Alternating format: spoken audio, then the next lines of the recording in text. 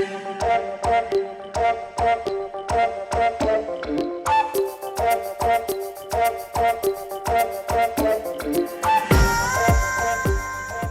hello, welcome to another episode of Against Gravity, your podcast that speaks to change makers, game changers, legacy builders, and people just trying to make the world a better place for so many of us. My name is Henry Devon, and on today's episode, we are talking decoding mental health. But before that, let me remind you, this podcast is brought to you by kind courtesy of Petrina, your Afrocentric visual content provider. Petrina provides you images for you to use for your public, storytelling, marketing, visual needs, and all other things just to change the narrative and push the positive light of Black people and Black cultures in your storytelling. Today, decoding mental health. Mental health has been hidden behind a curtain of stigma and discrimination for too long, and it is time to bring it out into the open. The magnitude, the suffering, the burden in terms of costs for individuals, families, and societies are really staggering. In the last few years, the world has become more aware of this enormous burden and the potential for mental health gains. We can make a difference using the existing knowledge ready to be applied. So today I'm speaking to Dr. Petrina Adusei. She is a clinical psychologist, mental health consultant, and advocate. And also, she's one of the people behind the MBS Care. This is a mental health institution. She's going to talk more about it in our interview. Thanks so much for joining us here, Petrina. Thank you, Henry. Thank you for having me. Just a quick correction. I'm not a doctor yet, so just Petrina is fine. All right, Petrina, we'll stick to that then. Thank you so much for coming on Against Gravity, and we are talking decoding mental health. But first of all, for every guest that comes on the show, we try to understand your motivation for your career choice. So briefly tell us about why you chose mental health as an area of specialization. Okay. So I kind of found this path when I decided that I wanted to be, for the longest time, I wanted to be a lawyer. And when I was an undergrad, I took psychology because I believed it would help me, with my law degree and understanding people and human behavior. But I had a very idealistic reason why I wanted to become a lawyer. It was like to defend the defenseless. And I thought everything was fair and just. And once a person is innocent, that type of childlike way of looking at things. And so during some, shadowing and internships where I had the opportunity to sit in on some cases, I realized that the world doesn't work the way I thought it did. And being young, it was difficult for me to recover from that. And so law just left a bad taste in my mouth. But I was enjoying the psychology that I was doing. And I was like, how can I use this to help people? Because this is what I'm doing now. And the more I got into it, the more interested I became in it. And I started speaking to my professors, getting more information about practicing. And that's where it began. And yes. What does it mean to be a clinical health psychologist? What do you do on a practical, day-to-day basis? Mm-hmm. So a psychologist is basically a health professional of the mind, right? And so there are different aspects. There's neuropsychology, there is school psychology, there's child psychology. But as a clinical health psychologist, I look at how, even though I'm practicing psychology, I look at how a person's health can influence their psychological states and vice versa. And understanding the complexity of how these things interact with each other. So for instance, we might talk about this a bit later, but when you have a condition with your thyroid, right? And I believe it's hypothyroidism, but if there's some challenge with your thyroid, it can actually cause depressive symptoms. And so in dealing with that, it's very important to treat your thyroid issues. And you tend to find that the symptoms will begin to alleviate. So as a clinical health psychologist, understanding these things is very important. Definitely interesting. And now let's talk a bit more about MBS Care. Tell us about this mental health agency, what you do and how it came about. MBS Care came about when I moved back. I was looking for agencies to work with. And then it got to a point where I was finding it difficult to find one to work with. I didn't want to work in a public institution, not because there's anything wrong with them, but because I wanted the freedom to be able to have access to tools, to kind of practice the way I wanted to practice. So it just started with a friend who said, "Why don't you just start something on your own? You have a license, just go ahead and do that." And so that's how MBS started. And MBS stands for Mind, Body, Soul, because I personally believe in the holistic approach to your health and well-being. I don't believe that, okay, psychology is here, or mental health is here, physical health is here, spiritual health is here. I think that it's very important that we understand that we are holistic beings. And so in my practice, I create room for people to be able to talk about their spiritual lives. I create room for people to talk about their physical health, as well as their mental health. So. Interesting. And let's get into mental health proper. What is a mental health problem? And I hear a lot of people saying, I'm depressed, I have depression, I have bipolar, he's bipolar. What is really a mental health problem? And as an expert, are you quite worried that people throw around these things, they self-diagnose, they diagnose others, just at the look of it? Are you worried as a mental health counselor as well when you hear these things? Yeah, definitely. The reason why is this diagnosing is a very delicate tool that is used. And diagnosing is a tool because what happens is that when you're able to name something, it's a guide on how to navigate. Curing is not the word, but helping the person to do better, improving their well-being. But when people self-diagnose and they misdiagnose on their own, most of the time they don't have the tools. They're not equipped for how to handle it. And then that's the end of it. Oh, I have depression, I have bipolar disorder. It can be anxiety provoking when that's the case. Coming back to your first question, I think before we even talk about the mental health issue, we need to understand what mental health is. Every time I have spoken at a seminar or spoken to people one-on-one, and I ask them, when you hear mental health, what do you think of? Most people throw things around like mad. Somebody said abodamsem, someone said depression, and it's always mental health has this negative connotation.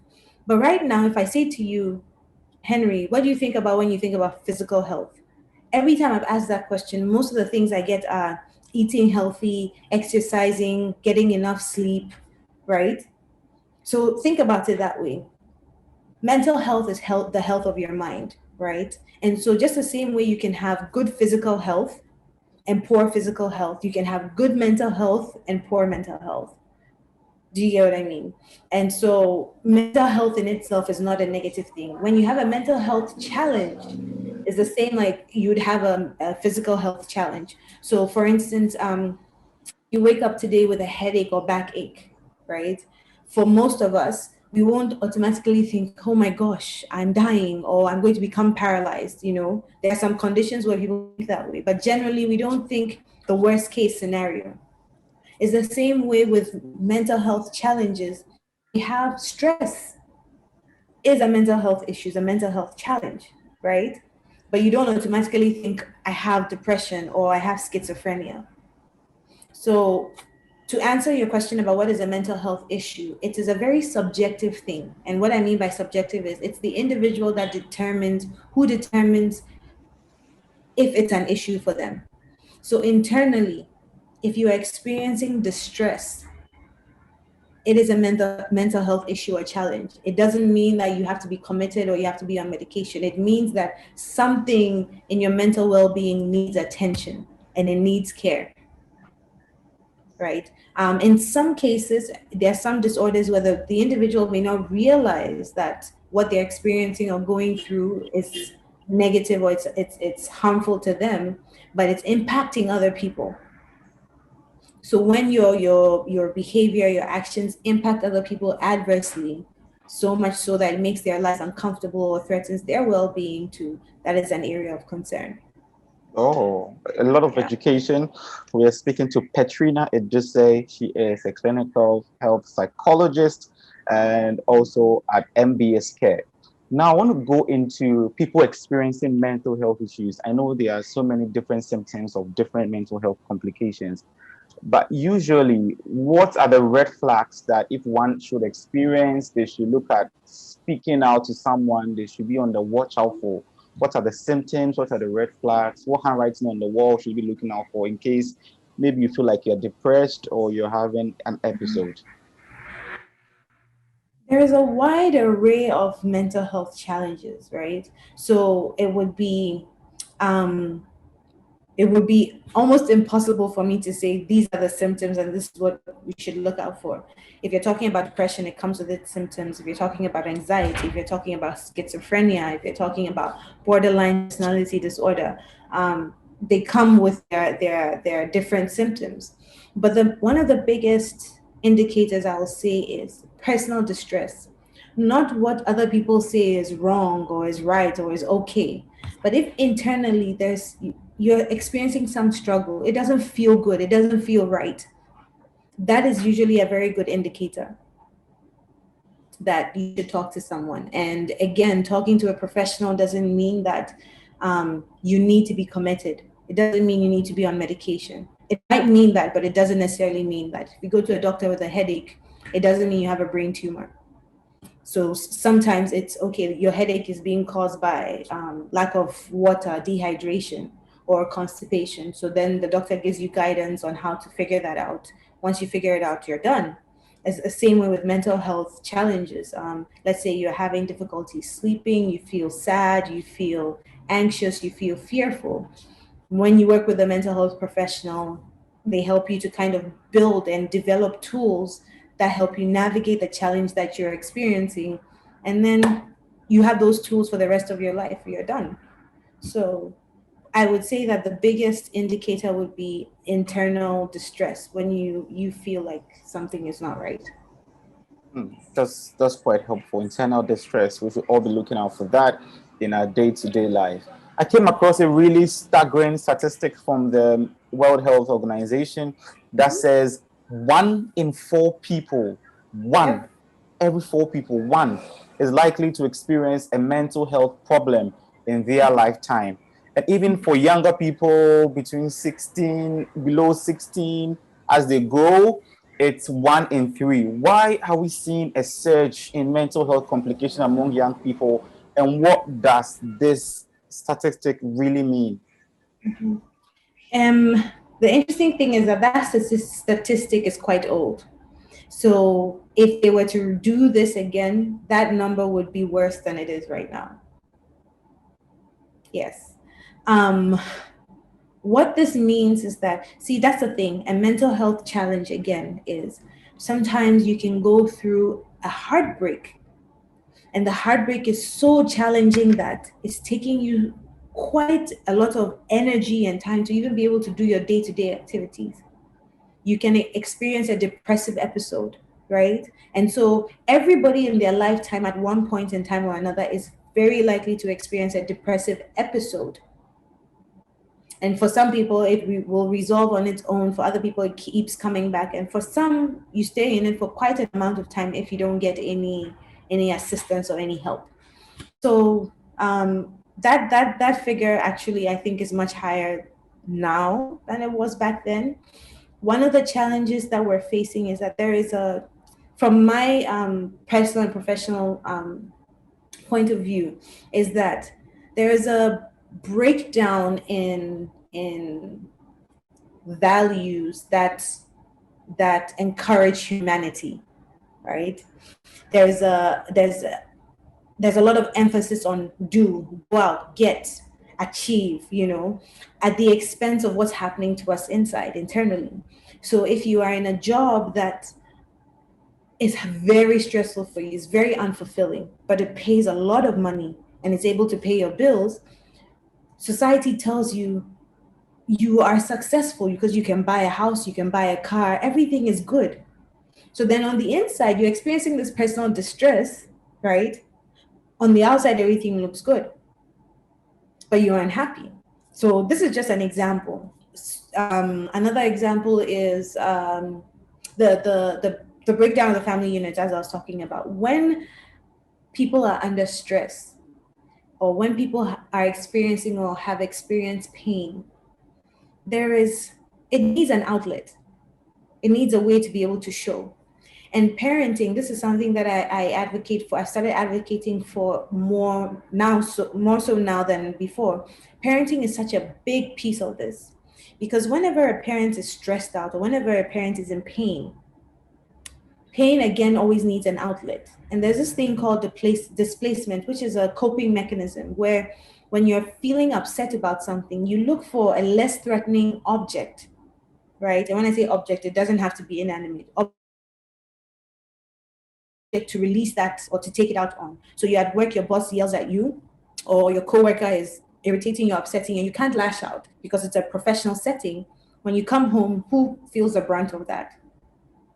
The children. When mom and dad are having issues, right, with each other, who tends to feel the brunt of that? The children.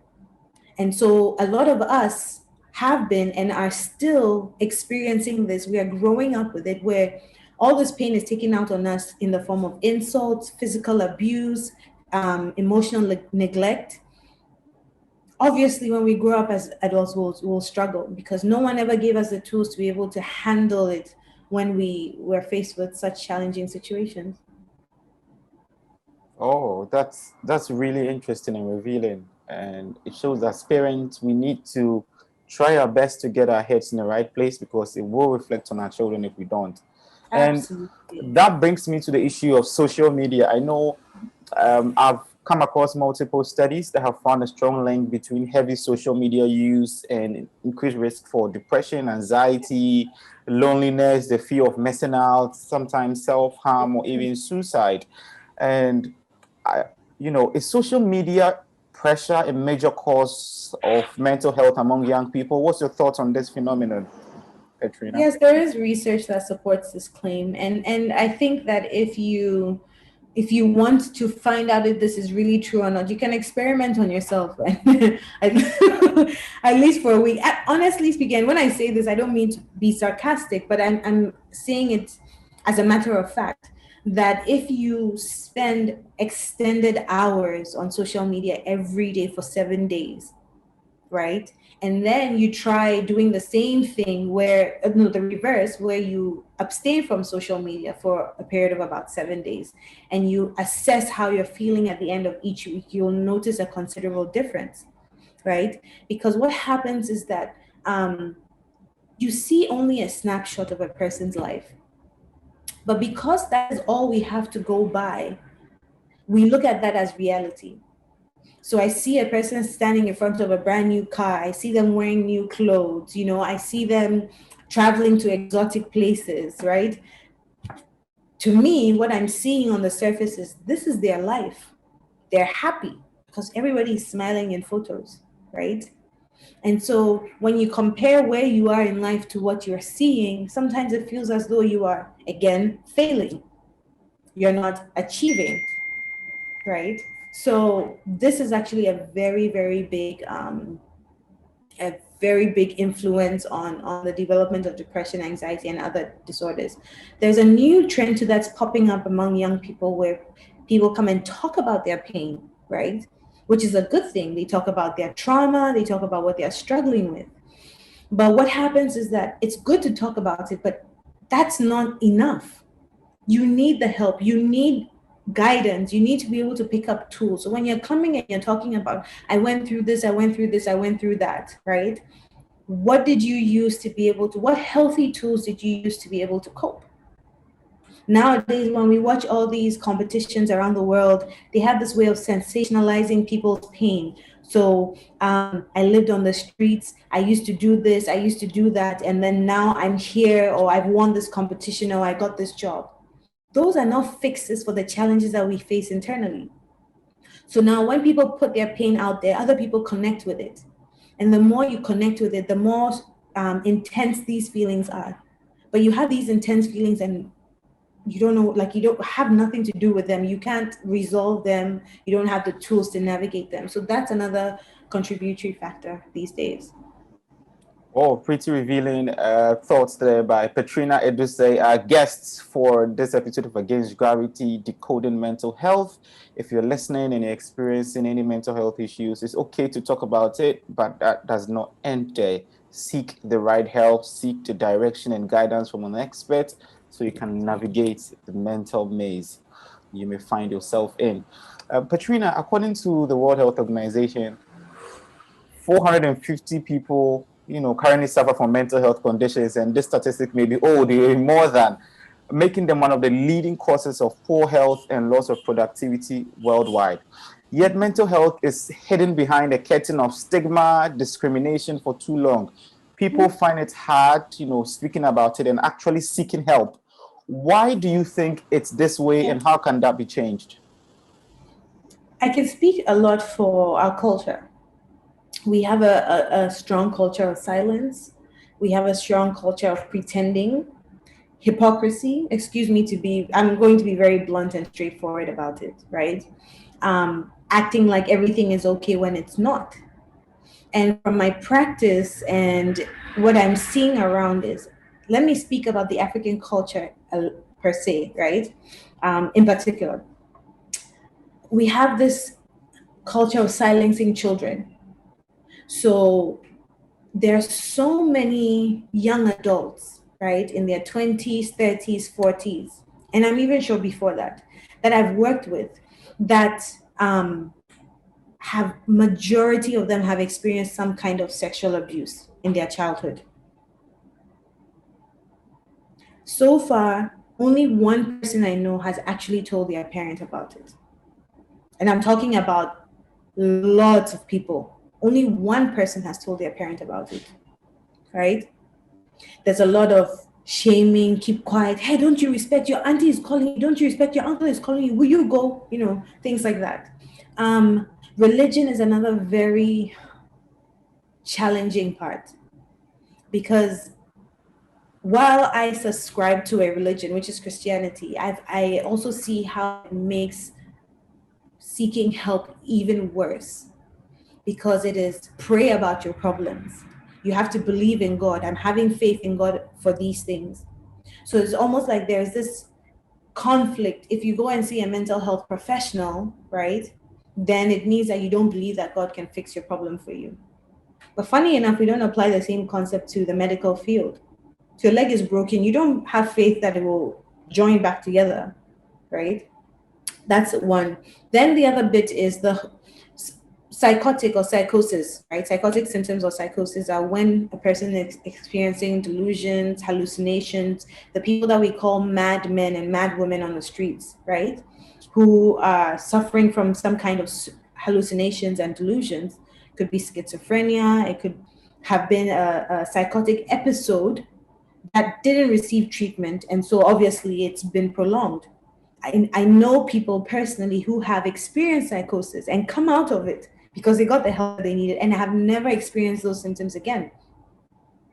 But religion calls that possession, an evil spirit. And so obviously if an evil spirit has inhabited you, you're looked at a certain way. And I think that's where the biggest stigma came from. It came from the fact that mental health was originally studied in relation to the severe mental health issues like the hallucinations and psychosis. So even though we've gone on to understand that mental health is so much more than that, that association has continued. That's why people think about abodamsem when you say mental health. Yeah.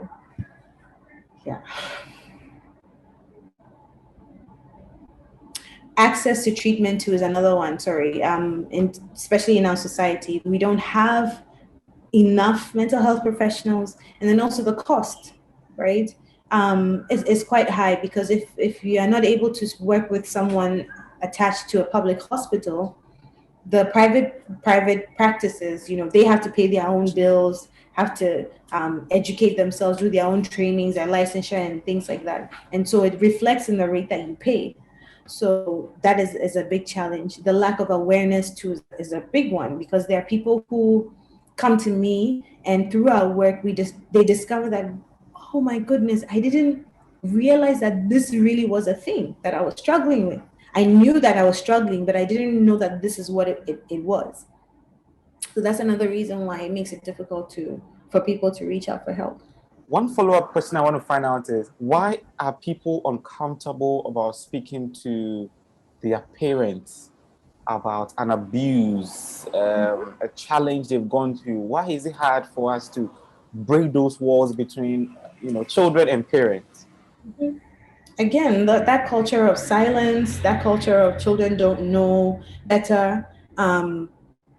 And I think a large part of it too has to do with the parents just not knowing how to navigate or handle situations, right? In order to create an environment for your child to be able to speak to you openly and honestly, you have to cultivate that from childhood. And part of that is cultivating an environment where even when the child has done something wrong, the child can come to you and tell you they've done something wrong, right? Part of that too is making sure that we protect our children. We have this habit of vilifying kids when things happen. When someone comes with news and information, I heard from your auntie, this is what you are doing. You don't respect. We call family meetings. Can you imagine? This is what Henry said to his mother, and they're shaming, right? There's a lot of shame. And I think it's for us to think about this thing. Anybody who intends to be a parent, nowadays we're just getting up and getting pregnant and having children because we are married. And people need to really understand that parenting isn't just about taking your kids to school, making sure they have clothes. Their mental and emotional well-being is primary. And to be able to do that, parents themselves need to take care of themselves, right? And so for our parents, the age that they've gotten to, we can try to educate them. But I think it's more important that as we're speaking to the younger generation now, we emphasize that people need to take care of themselves. If you've experienced some childhood trauma, childhood issues, neglect, it needs to be resolved. Healing needs to take place. Otherwise, you will carry it in your life. You'll take it out on the people that are around you, close to you, and your children will suffer the most because of it. Oh, interesting. And I mean, you mentioned Christianity, and it's, a lot of people here in Ghana are religious, despite their religion, are really committed to it.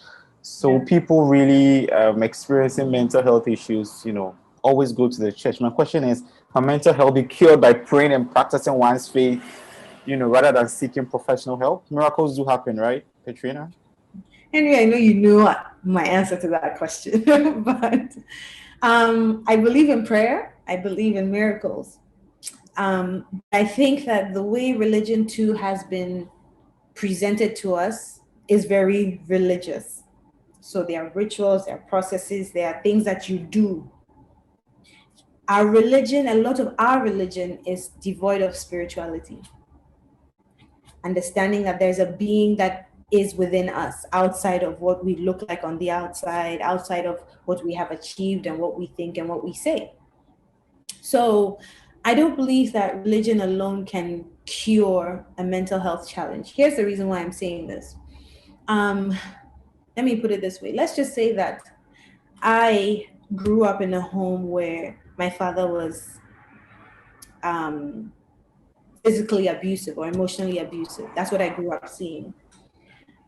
I can't go into detail because of time, but there's a likelihood that the type of men that I will end up choosing as partners or to be in a relationship with will look a lot like how my dad looked in terms of his behavior and character. And so you hear people saying, oh, I'm praying to God for a good man. Every man that comes my way, or every woman that comes my way is like this or is like that, right? You can pray and ask God to bring a good person your way. But what will happen is that if that childhood wound within you is not healed, you will gravitate more towards somebody who is emotionally abusive. And so this is where mental health comes in. It comes in to teach you to be able to recognize what your triggers are, to be able to recognize, how do I regulate myself? How do I recognize when someone is treating me in a way that is disrespectful or dishonoring? when I'm starting to feel, so an example with anxiety, when I start to feel anxious, yes, I can pray, but I also have to be able to recognize that I have certain ways of thinking that trigger this anxiety that I feel. And being able to respond in a more rational way to these intrusive thoughts, these irrational thoughts. Like, this will never work for me. I don't think I can ever make it. I'm not good enough. And picking up tools to be able to combat those types of thinking, right, is needed. So no, I don't believe prayer and fasting alone will work. I think that even if you look at the Christian Bible, because that's what I'm familiar with, there are concepts in there that point directly to mental health. As a man thinketh, so he is. The renewing of your mind, right? Renewing of your mind in mental health, that looks like changing and adjusting the way we think about situations to more healthy ways of doing that. There are parts in the Bible that talk about, therefore, brethren, whatsoever is good, kind, positive. I can't quote it verbatim, but it's like thinking about positive things. And in psychology, positive thinking, counting your blessings, being grateful, practicing gratitude, positive memories, positive thoughts as tools, healthy tools that you can use to cope. So they're not against each other, they're not mutually exclusive. You can actually combine your faith and mental health practices to improve your well-being significantly.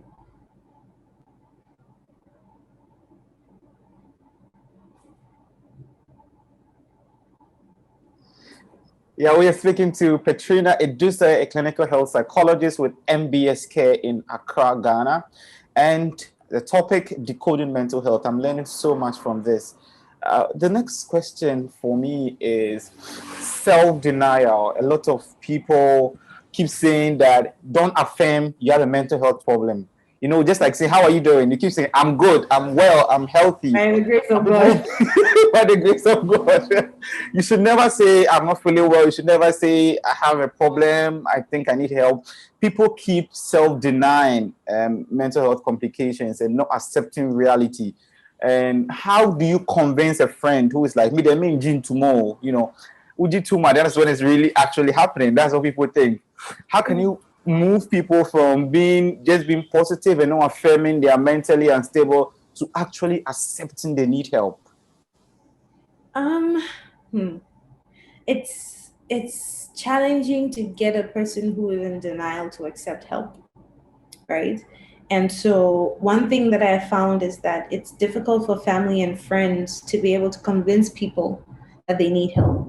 One of the reasons why this is challenging is it's almost like you're saying there's something wrong with you. So it causes like stigma. It's like you need help, you need fixing, right? And you know already there are these there's this conception about perception about mental health being for mad people, crazy people. So if you tell a friend or a loved one that, oh, you need to see a professional, it's filtered through that perception. And what they hear is, you think there's something wrong with me. You think I'm going mad, but I'm not. So sometimes I have found that in order to get a person to, or convince a person to get help, it's usually best when if there's something that you see they're experiencing, read around it, right? Go online, do some research about it, look for healthy coping tools, and then start to share with the person, practice with the person, right? Sometimes not even coming out directly to say, oh, I read that it looks like you have depression, so I've gone to read about it, and then they say if you're depressed, you should do this. As opposed to doing that, reading tools that are helpful, if thinking positively, right? Or focusing, redirecting your thoughts to positive conversations. And you are the friend or the loved one that when the person starts to feel down or talk down about themselves, you redirect the conversation, right?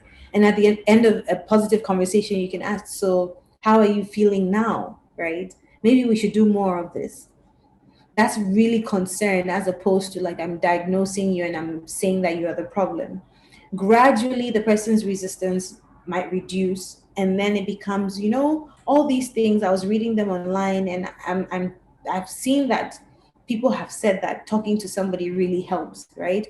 Even I am considering doing that at some point in time, because that's another challenge. Sometimes the people who are looking at others and saying that you need help, they themselves, if they were to look in the mirror, they wouldn't even say that to that person. So that person is looking at you like, I need help. Have you, So people who have actually been to therapy, who have gotten the help, when they recommend it, it tends to be received better than a person who hasn't. Yeah. Wow, definitely. That's quite helpful.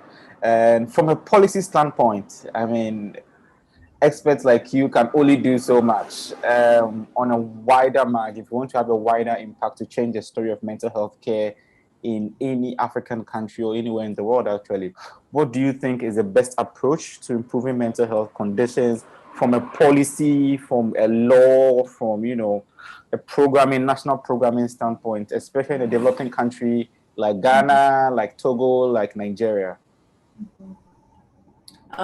So policy-wise, I think that it's important that every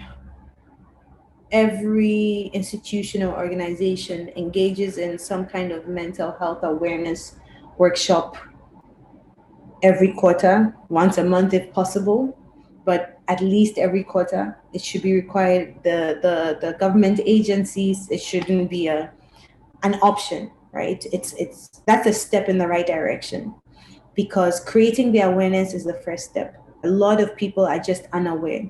There are people who are running to prayer camps. There are people who are giving their monies to men and women of God, people who are running to spiritual doctors because they believe that someone is doing them, right? When in fact, a lot of what people are experiencing have to do with mental health, emotional states, and sometimes even physical illnesses, right? So yeah, I think creating that requirement that there should be some seminar or workshop around mental health for every institution is a big start. I think that parenting, whenever people are, there's an antenatal clinic and stuff like that, there should be a requirement that a certain number, I mean, we can start with one, because to say, oh, every month, it's a bit, starting from zero.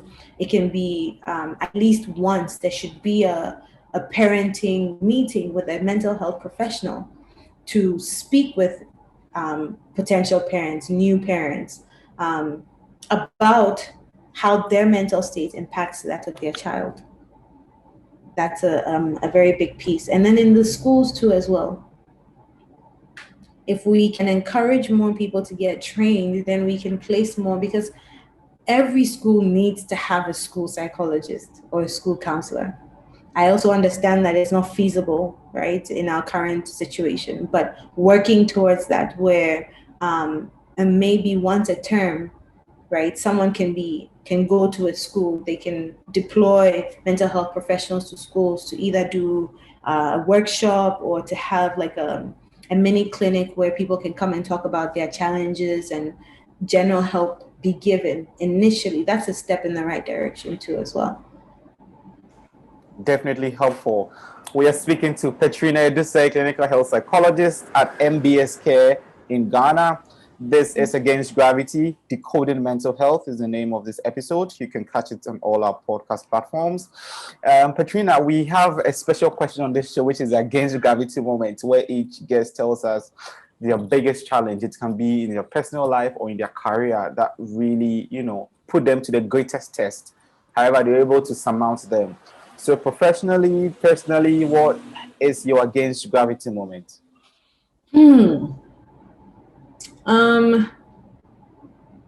I will definitely speak from a personal standpoint, because I think the professional is secondary. What happens to me on a personal level reflects on a professional level, and social and whatever else. On a personal level, I think that I struggled so much with self-doubt, right?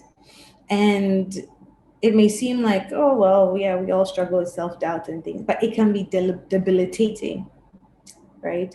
And I learned through therapy myself, going through therapy myself, that a lot of this self-doubt, and sometimes even pushing through this self-doubt and pushing myself to limits that were unhealthy for me, came from feedback I received as a child growing up about not good enough, not being good enough, not being attractive enough, not being smart enough, And I realized that self-esteem can push you to do very unhealthy things. It can also push you to be an overachiever. And so I went through a depressive state, right? Where it felt like my life, this was right before MBS Care, where I had just come out of grad school. I had moved back. I didn't have a penny to my name. When I came back, my friends who were here, obviously because they had been working, they were advanced in their careers and things like that. And I would see that, and I was like, despite all the academic achievement that I had made, that I had been told that once you work hard and you do well in school, that's your success, right? Was doing nothing for me. So I realized that was what I had. My bragging right was my academic achievement. And now with it, I looked around and was like, there was nothing. And it was at that point where I felt reduced to nothing that I had to start building myself up, my self-concept up, to understand that who I am and my value and my worth is what it is, irrespective of what I have achieved. Not who my parents are, not how much money I have or don't have, not how much school I've gone to, not what car I drive, not what I wear. It was a very challenging moment. Like, it was a transformative moment. And I got to the point in my life where it was that, and it was a long period of time, by the way. So there were times when I'll be very low and then I'd come out of it and I feel like everything is okay. Then I'll have some experience and then slump back in. But then when I started really accepting myself for who I am and deciding that anybody who doesn't feel like I am anything enough to be in their lives doesn't deserve to be in mine, right? So certain friendships stopped. Those were painful, but they stopped, right? I started learning how to wear the same thing, even if I've taken a picture and put it on Instagram, even if where I'm going, people from there were at the other event and I was wearing the same thing, learning that that's not what my value is.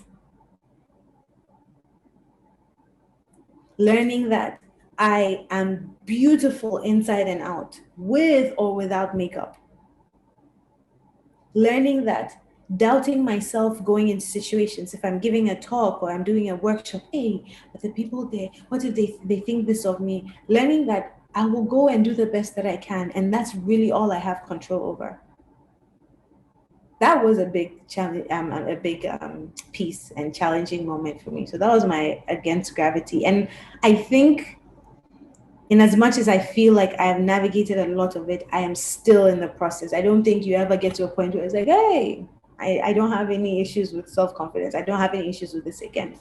But you just learn to apply the tools better as you go on in life. Definitely. And I think your story resonates with, hundreds and thousands of people who, achieve so much academic heights and, they still find out that it's not enough. You need to do more. What you learn growing up is actually disconnected from the real world. It takes a lot more. But hey, having self-esteem, understanding yourself is very important to moving ahead. Thank you so much for sharing your against gravity moment. And my final question to you is, why should people make mental health a priority? How can young people protect their mental sanity and stay consistently inspired? What's the final words to people listening to you, Petrina? Obviously, I'm biased towards mental health because I'm a mental health professional, but what I can tell you is that mental health is at the helm of affairs of everything that you do, right? Your mind is what drives you. So if you have a healthy way of thinking and coping, you will make healthy decisions. Making healthy decisions for yourself will translate into different aspects of your life. This is why you should take your mental health very seriously. The place that you spend the most time as an individual is in your mind, nowhere else. It's not even your home, where you live, where you go to school, where you work. It's your mind. That's where you live the most. So if your mind is full of thoughts of negativity, thoughts of sadness, thoughts of fear, thoughts of confusion, right? You are not living in a comfortable space. It's not a great space to be in. That's why that's the place that needs the most attention. If you don't address issues that impact you significantly, they will find another way of manifesting themselves. So things like we say, oh, I've forgotten about it, I've gotten over it, I've pushed it back. You may have pushed it back, but there's something called our subconscious and our conscious mind. And that's the part of our mind that controls more than even the conscious mind. So you might think that, oh, I like girls who are like this because that's what I like. But when you dig deeper, you might find that there's a motivation that is a motivation that exists in your unconscious mind that's actually really driving you. So you don't get over things, you get through them. It's very important to take care of your mental health. Some of the things that you can do are to begin to add more positivity into your life. And how you do that is by what do you watch or what do you listen to, right? Is Keeping Up with the Kardashians helping you? Is any of the housewives shows helping you? Because what we don't realize is that you think you're watching it for entertainment, but as your mind is receiving these things and processing them, it primes the way you think. It primes the way you think about conflict. It primes the way you think about relationships. All these slay queen drama stories that we are watching and reading and stuff like that, and it gets to a point where we want to know who's fighting with who next. That's something that you have to check. When you realize that you are very interested in knowing who's fighting with who, the drama that unfolded and what someone said, something in you is yearning for conflict. It's a red flag. It's not just entertainment. If you watch it once in a while, fine. But if incessantly, like you need to know, what did Shatawale say to Stonebwoy this time? How did Stonebwoy respond? No. And this is what, if you are driven strongly for that, that's a red flag. So increase the positivity, take out the negativity. Watch videos, listen to podcasts like these, things that are about mental health. Comedy is a great way to add positivity to your life. If you're religious in any way, your religious texts can add positivity to your life. I'm not saying don't have fun. Oh, definitely have fun, right? My Instagram feed is my friends, and then you see things about mental health, mindfulness, and a lot of funny pages. I follow a lot of funny pages that adds positivity to my life. I follow pages that have positive quotes. It adds a lot of positivity to my life. And what I try to do is that I try to limit the number of celebrities that I'm following. I try to limit the number of people who have perfect lives that I'm following. I also limit my time on social media. So I have a timer for how much time I can spend on social media.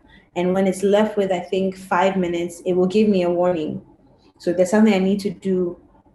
You can always extend the time, but I'm trying. I don't always succeed, but I'm able to keep my social media usage lower than if I didn't have that timer on there, because you can just keep scrolling and scrolling and scrolling and scrolling.